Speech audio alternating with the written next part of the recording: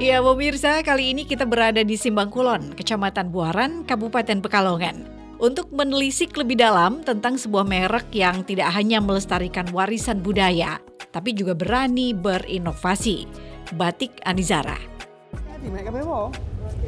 Iya, iki sing iki ditinggal, soalnya kan iki kok juga dadi semune rada-rada timbul tenggelam gitu loh. Di balik setiap motif yang indah dan warna yang memukau, tersembunyi semangat dan visi seorang Farid Al-Hakim, sosok di balik suksesnya Batik Anizara.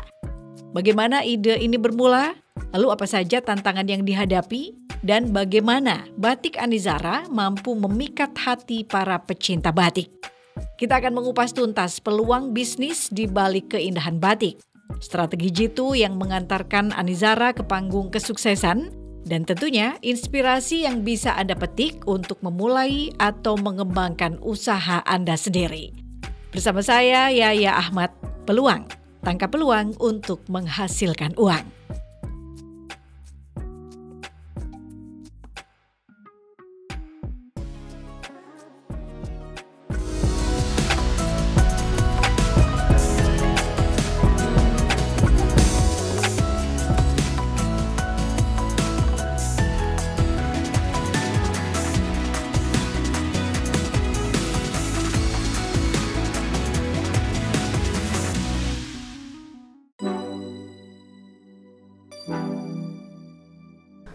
Berarti kira-kira 2 tahun yang lalu, Kak. 2 tahun yang lalu? Iya.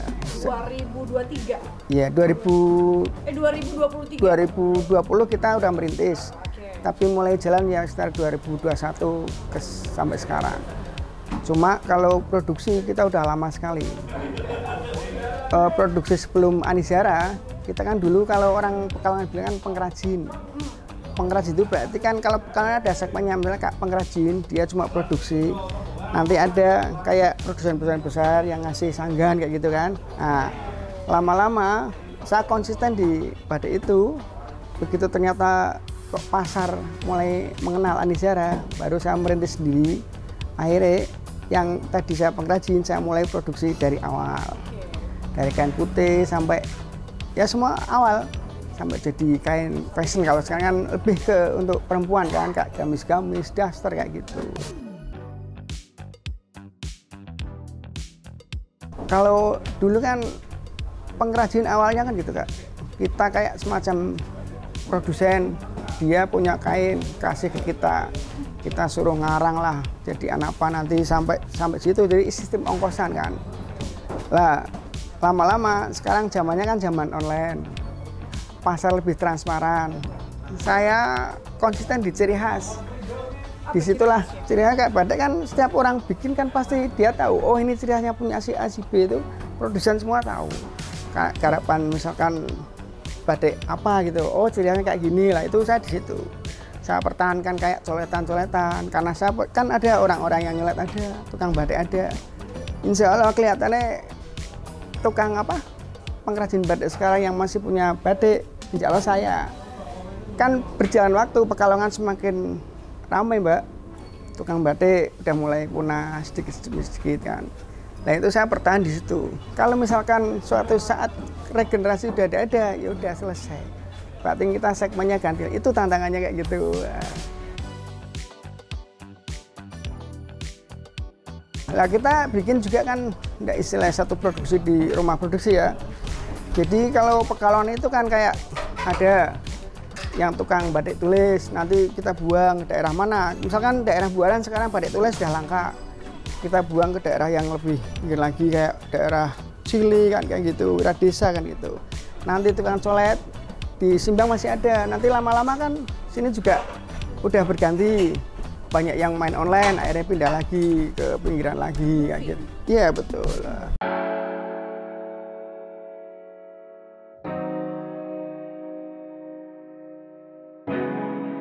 Resmi dirintis sejak bertahun-tahun silam, Anizara bukanlah sekedar merek, melainkan sebuah manifestasi dari mimpi dan dedikasi.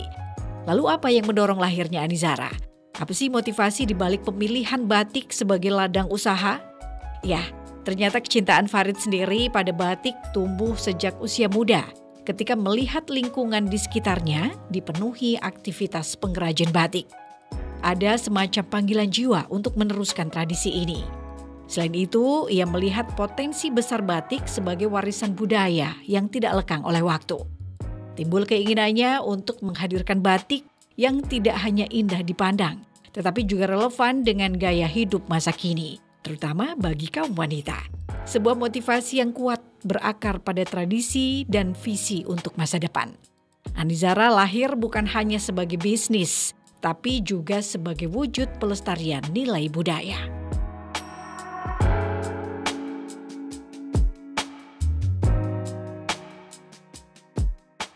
Kita kan beralih dulu memang dari mulai lulus sekolah itu kita udah kerja di batik. Keduanya kan kalau orang bilang anaknya tukang batik nanti bikinnya batik juga nih gitu. Di situ saya kok seneng gitu loh. Terus lama-lama kayak kita produksi dari nol, dari kita ndak istilahnya otodidak ya, ndak istilahnya begitu bikin batik langsung bagus kan, ndak, bertahap.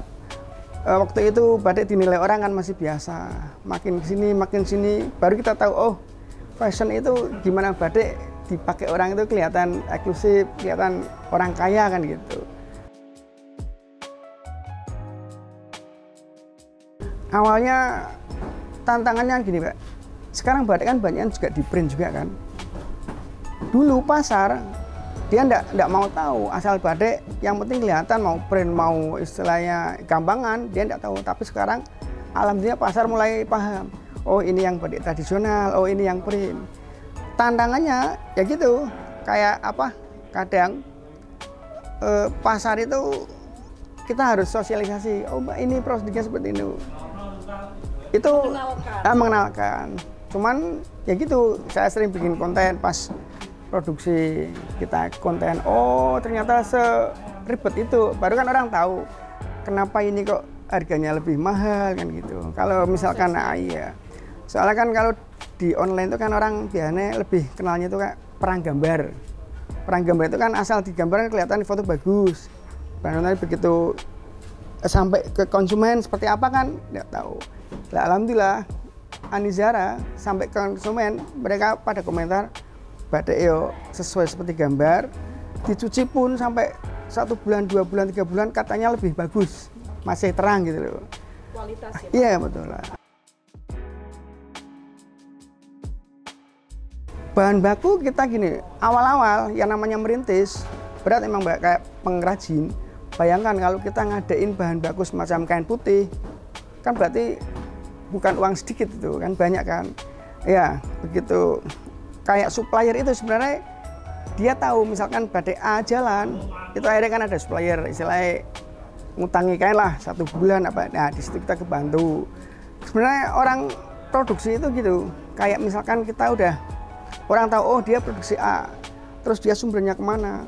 Supplier itu biasanya cenderung yakin oh ini kayak obat batik otomatis kan dia pasti ngasih obat oh karena ini sumbernya pembayarannya oke, sama siapa, kerja sama siapa. Terus dia pemasarannya diintip kok bagus, nanti ada orang masuk nawarin ini tempo 1 bulan, itu kita terbantu. Masalahnya misalnya kayak kain itu kan sekarang kita kan tempo 1 bulan misalnya lama-lama, tapi apa kadang kendalanya misalnya ada kain mau naik itu udah langka sedikit kayak gitu.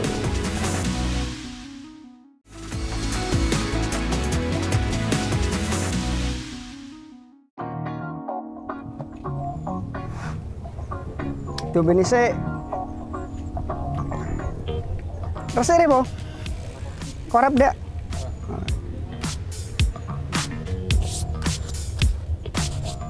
Ngomong sing lho dite sik do korep iki kok. Nek dicapkan tembus ya. Membangun bisnis batik tentu membutuhkan pemahaman mendalam tentang seni dan teknik membatik. Bagaimana kemudian Farid mengasah kemampuannya dan mendalami seluk-beluk dunia batik yang kaya akan warna. Proses belajarnya bisa dibilang otodidak, namun ia juga banyak belajar dari para pengrajin senior di Pekalongan. Ia banyak membaca buku, mengikuti workshop singkat, dan yang terpenting terjun langsung mempraktikkan berbagai teknik batik. Farid juga mempelajari perbedaan antara batik tulis, batik cap, dan kombinasi keduanya. Selain itu, pemahaman tentang pewarnaan alami dan sintetis juga menjadi fokus pembelajarannya. Ketekunan dan semangat belajar tanpa henti menjadi kunci dalam memahami kompleksitas seni batik. Sebuah dedikasi untuk menghasilkan karya yang berkualitas dan otentik.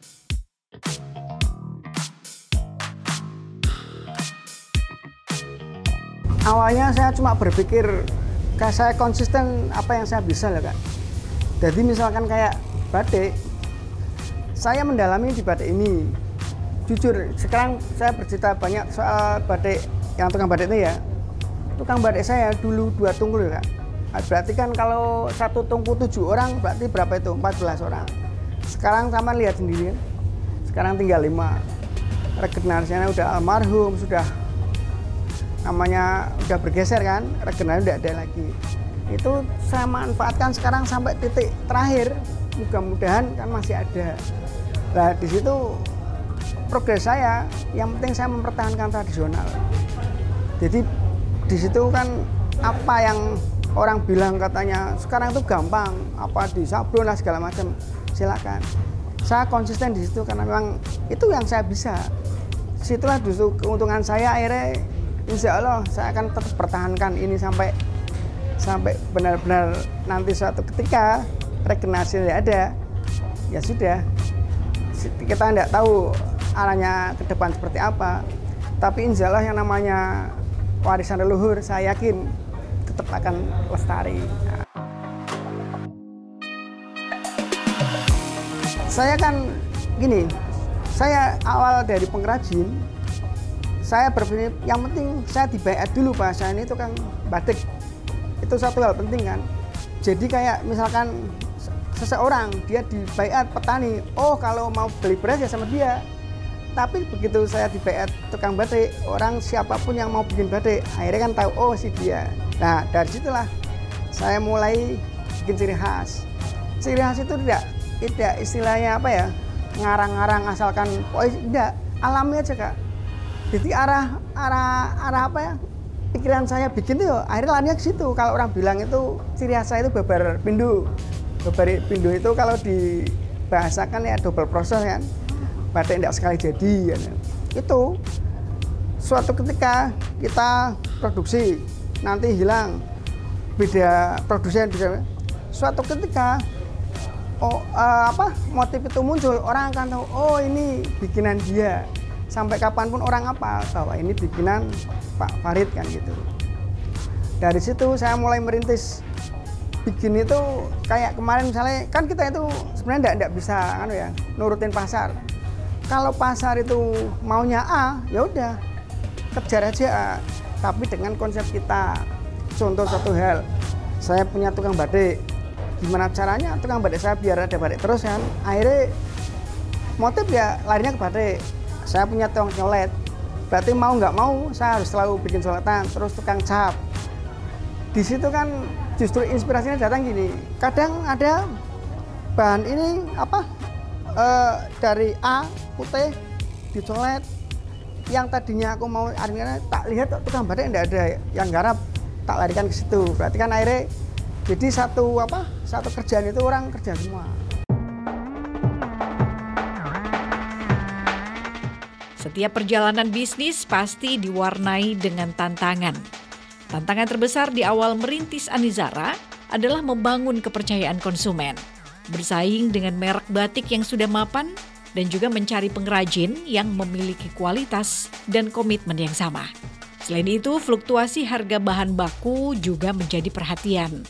Cara Farid mengatasinya adalah dengan terus menjaga kualitas produk, membangun branding yang kuat melalui media sosial, serta menjalin hubungan baik dengan para pengrajin.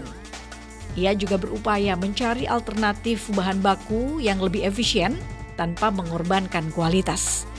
Kegigihan dan strategi yang tepat menjadi senjata ampuh dalam menghadapi berbagai tantangan. Anizara membuktikan bahwa dengan tekad yang kuat, setiap rintangan dapat teratasi.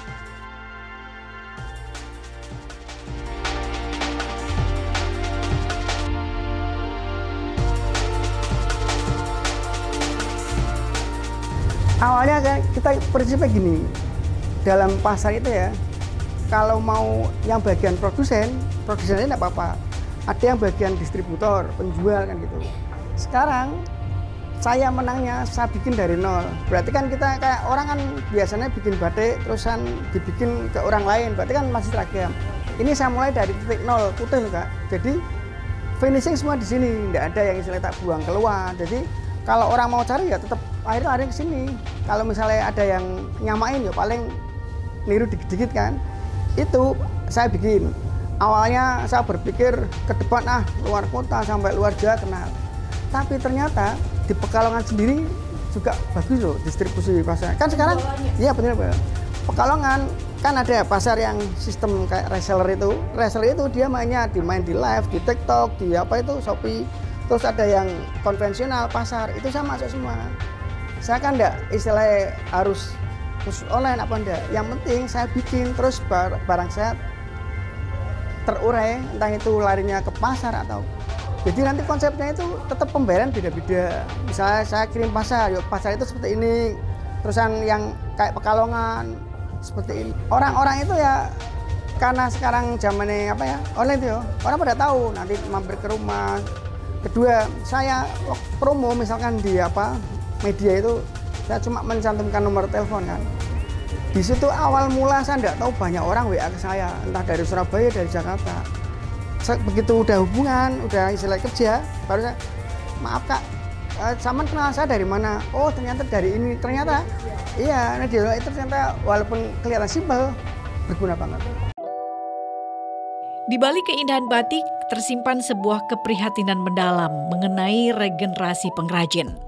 Anizara turut merasakan dampak dari semakin sedikitnya generasi muda yang tertarik untuk menekuni profesi ini.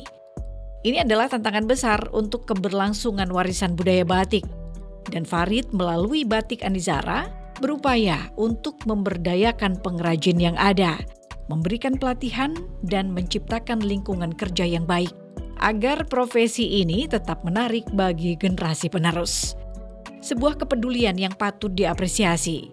Anizara tidak hanya fokus pada bisnis semata, tetapi juga memiliki visi untuk melestarikan ekosistem perbatikan secara keseluruhan.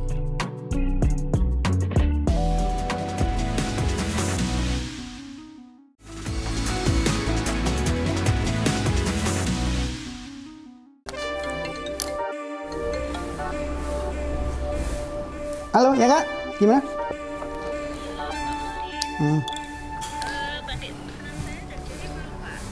Itu sebagian masih daster lowo Kak. Nanti insya Allah Kamisnya hari Kamis. Iya, dan pemirsa, di kesempatan kali ini selain kami juga melihat langsung nih dapur kreatifnya Anizara alias Peranggok, kami juga berkunjung ke kediaman owner Anizara yang kebetulan lokasinya juga nggak terlalu jauh dari Peranggok, untuk melihat ya gimana sih koleksi produk-produk batik yang siap untuk dipasarkan. Anizara memang memfokuskan diri pada produksi pakaian batik dan gamis dengan sentuhan desain yang modern dan elegan. Warna-warna yang dipilih pun sangat menyesuaikan dengan permintaan pasar, mulai dari palet lembut hingga warna-warna cerah yang berani. Kualitas bahan dan jahitan yang rapi juga menjadi prioritas utama Anizara, memastikan setiap produk tidak hanya indah, tapi juga nyaman dikenakan.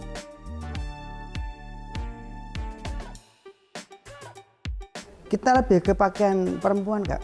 Nah, saya kayak gamis, daster kan gitu. Kan kalau kebanyakan yang belanja kan perempuan, makanya kan sekarang kita ke perempuan. Kalau untuk laki-laki kita belum bikin. Nah, dan batiknya batik tulis? Batik tulis, batik cap, ya yang berbau malam gitu Kak, colet gitu. Sama sekali tidak ada print asli ya, yang memang handmade ya, memang handmade pakai tangan. Enggak, kita ngikutin aja gini loh. Kalau di batik cap itu kan canting itu kan relatif ya. Canting itu kan paling diameter 30. Kita misalnya ada tukang canting, kok canting bagus, feeling aja kita beli, ini nanti bisa diarahin ke sini Kak, gimana gitu. Kalau batik tulis pun kita ngandalin ini, misalnya tukang tulis suruh kreasi, tolong Mbak bikin yang bagus apa gimana. Nanti bebaskan. Iya bebaskan. Kan setiap perbikin kan berarti dia selalu kreasi lagi gitu. Nanti finishing di tempatku mau diapain lah, apa di warna soft atau gimana kan nanti tergantung finishing terakhir. Kalau untuk saat ini pasarnya cenderung gelap. Kan setiap tahunnya ada pangsa pasar juga, misalnya tahun kemarin yang rada soft-softan, nanti kayak gimana. Untuk saat ini maunya yang tajam-tajam, yang lebih jreng tapi tidak terlalu, ya betul. Ini kan kalau orang bilang kan sogan itu nek kayak motif-motif apa kayak parang, apa itu lagi seno kayak gitu kan identik sogan gitu. Iya. Kita jadi motif-motif lama tapi lebih ke apa ini gitu mengikuti kontemporer kayak gitu. Berapa Mbak?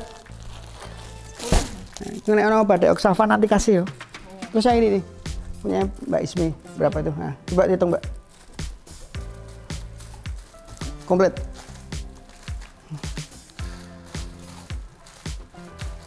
Nanti mau desain katanya. Iya. Terus ini nanti punya Mas Hafiz ya. Mana teko ya.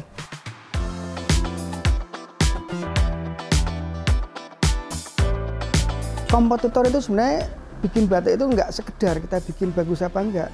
Komponen yang kita punya gimana? Contoh, satu orang pembuat batik, dia harus punya tukang cap, tukang tulis, tukang colet. Itu enggak kompak enggak? Kadang kendalanya gini. Dia pas ada order, terus tukang cap kayak gimana apa? Misalkan harus tukang cap 10, tapi orangnya aduh cuma 5 apa gimana, terusan tukang nyeletnya dicari susah kan? Itu makanya kan kalau saya menanya yang penting alhamdulillah saya masih tukang colet, tukang cap, tukang batik masih solid kan? Itu yang saya pertahankan. Soalnya gini, yang namanya karyawan itu kan susah-susah gampang. Satu contoh, kalau kita terlalu gimana nanti dia mental pindah, kita terlalu gampang kayak nanti produksi juga kurang bagus.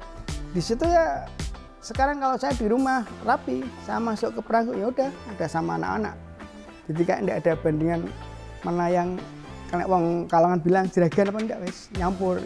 Di situ anak-anak nyaman, dia mau bercanda apapun saya bebaskan. Terus waktu kerja pun saya enggak tak porsir harus pulang jam sekian enggak. Biarkan dia nanti sorenya misalkan masih mau nyambi apa, bebas. Kan sekarang orang kerja kan enggak harus satu pekerjaan berat, Mbak. Kebutuhan banyak kan. Istrinya tingkat karyawan minimal istrinya di rumah jahit atau dia sendiri nanti sorenya apa mau ngojek lah, apa mau jualan apa. Kan buat nyambung buat kebutuhan juga. Pesannya itu sebenarnya gini, kan nomor satu pasti saingin harga kan. Cuma kalau batik kita misalkan di satu kota, di situ udah misalkan udah fix yang dicari itu punya saya, ya udah. Jadi orang sekarang lebih cenderung misalnya Anizara, kalau enggak Anizara enggak misalkan kayak gitu kan. Itu menanya gitu. Keduanya saya enggak pernah ngurangin kualitas. Begitu orang terima barang, dia selalu komentar batiknya nanti dicuci makin bagus, itu kan komentar bagus kan, nanti di situ tak pertahankan sampai sekarang. Iya betul lah. Kita itu batik random Mbak. Jadi setiap per 10 kodi kita bikin, nanti begitu keluar beda lagi. Jadi kan pasar tidak bosan, kecuali ada request, ini minta di-repeat lagi. Jadi setiap pasar itu nunggu, ini setelah ini bikin apa kan kayak gitu. Nggak selalu satu arah kayak gitu, terus enggak. Ya betul, keduanya saya punya ciri khas, yang moto kan modelnya istri saya sendiri, terus tempatnya sama. Itu kan tujuannya gampang diidentifikasi gitu loh. Oh, misalkan taruhlah, nggak usah lihat merek ya, dia udah tahu, oh ini foto produknya Anizara. Di situ orang kenal kan, berarti kan yang moto masih tetap itu, terus tempatnya di situ, kan perlu identifikasi. Tapi misalkan saya tak fotoin model gimana, kan tahunya campur. Punya orang banyak kan bisa gitu. Biasanya bagus. Karena orang sekarang itu cenderung mau kembalinya ke natural. Ya kan? Satu contoh, Dulu orang pengennya yang simpel-simpel, sekarang dia lebih suka menikmati proses. Bahwa sesuatu proses yang sulit itu dipakai itu pasti lebih berkeren, lebih berkelas gitu. Kayak contoh misalkan batik, kalau orang yang kelas menengah ke atas, dia pasti maunya yang batik tulis, batik yang cap, yang asli memang karya handmade tangan kan. Sampai kapanpun Insya Allah selalu prospek, cuma memang mungkin tahun depan beda ceritanya lagi. Sekarang kan juga kayak orang-orang yang pelakunya itu ya bisa jadi udah mulai bergeser, cuman insya Allah masih lestari. Kita lebih ke ini, kalau batik kan istilahnya relatif macam-macam ya, kita ke fashionnya. Jadi misalkan fashion dulu kan pernah batik fashion boom di apalah di bahan apa, kita mamanya fashion. Jadi batik apapun sebenarnya kalau fashionnya bagus. Jadi next akan iya, insya Allah. Iya. Iya, kisah batik Anizara adalah cerminan dari semangat entrepreneurship yang berpadu dengan kecintaan pada budaya. Dari Pekalongan, Anizara membuktikan bahwa warisan tradisional dapat bertransformasi menjadi bisnis yang sukses dan berkelanjutan. Harapannya sih semoga kisah ini dapat menginspirasi Anda ya untuk melihat peluang di sekitar kita dan berani mewujudkan mimpi. Demikian peluang kali ini, saya Yaya Ahmad. Sampai jumpa.